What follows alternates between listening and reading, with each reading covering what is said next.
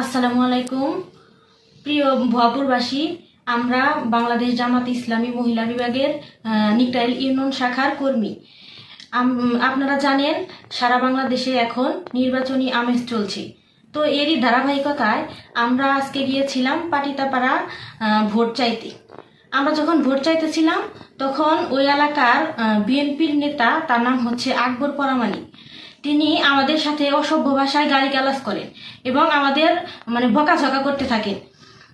তখন এক পর্যায়ে আমাদের দিকে তেড়িয়ে আসেন মারার জন্য, আমাদেরকে তার বাড়ি থেকে জোরপূর্বক বের করে দেন।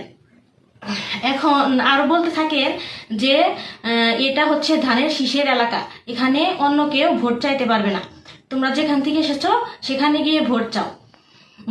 এখন নির্বাচন কমিশনার ও প্রশাসনের কাছে আমাদের একটাই দাবি যে আমাদের সাথে যে ঘটনা ঘটেছে তার উপযুক্ত বিচার আমরা চাই এবং আমাদের সাথে যে ঘটনা ঘটেছে এরকম ঘটনা যেন আর না ঘটে এবং কাউকে যেন এরকম হেনস্থার শিকার না হতে হয়।